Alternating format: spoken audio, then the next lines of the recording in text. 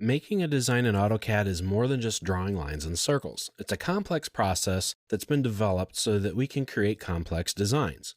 One of the keys to efficient CAD work is to organize your data in a way that you and others can retrieve it and understand it. Model space is meant to be a three-dimensional area where you can draw and create your design. Your design needs may not include three-dimensional models, but only two-dimensional, and that's okay. Regardless of how many dimensions your design requires, the model for it belongs in model space. Let's look at some examples. Let's open up the dimension example drawing. This is an example of a two-dimensional model. Go to model space. The only thing here is the line work. We have the outside line for the bracket, these circles, the slot, and their center lines. Now if we go to paper space, any one of these tabs, click on the dimensions tab. We have no line work. We just have the dimensions and the viewport that visually displays the model for us in paper space. This is a very simple example, but very clear as to what's going on. Because sometimes the lines between model and paper space can be blurred. Let's make a new layout tab. Right-click on any of these here and select New Layout. And that creates a layout called Layout 1. And typically when you do that, it will automatically generate a viewport for you of your model.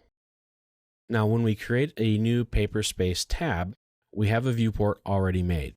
If we select it, right-click, and delete it,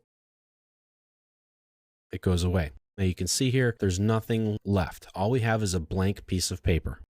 If you want to create a new viewport, just type in the word VPorts, all one word, VPORTS. Click on the single option, click OK, pick a point, and then pick another point. And here we have a viewport set up looking into our model. Double-click inside the viewport, and if you zoom in and out with your scroll wheel, or if you use the pan command, it repositions and resizes the way the model looks inside your drawing here. If you come down here to the status bar, click on this little button here, this gives us a scale. Now this is set up right here as an 8.5 by 11 size sheet of paper.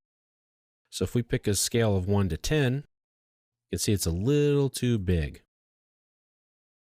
Change the scale 1 to 20, still a little too big. If we go 1 to 40, that fits much better. Once you pick the scale and position for the view of model space through your viewport, you want to lock that viewport. That can be found right here in your status bar. Click it and it's locked. Now that it's locked, I can zoom in and out and pan back and forth, and I'm just doing the zoom and pan commands again.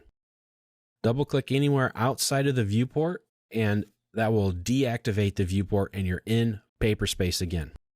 If I double click inside the viewport, I'm activating temporary model space, as it's referred to, and I can edit my model. Now, if I delete any of these items in here, it's deleted from my file. But if I don't want to show the center lines, I come up here to the Home tab, go to the Layers panel, click on this little freeze button, looks like a paper with a snowflake, and then I pick these lines. I'm also going to freeze the circles. Right-click to finish the command, and double-click out here. Now I am free to annotate this piece of material so that it can be fabricated and then eventually sent off to have the holes drilled and the slot made later on. So this is one drawing. This drawing of the same model has everything shown. This one has different styles of dimensions. And this one here is fully dimensioned out. If I go to model space, I have just my line work. So I created 4 different drawings from one file in one set of line work. That's the big difference between model space and paper space. Now, model space, you want to just put your model in, just the line work, nothing else. Of course, there are always exceptions, and it depends on the situations. And I know a lot of people will dimension inside model space. Now, a lot of cases, that's perfectly fine. I don't have a problem with that. But typically, I have found in my experience for it to be easier to maintain my drawings if I only annotate in paper space.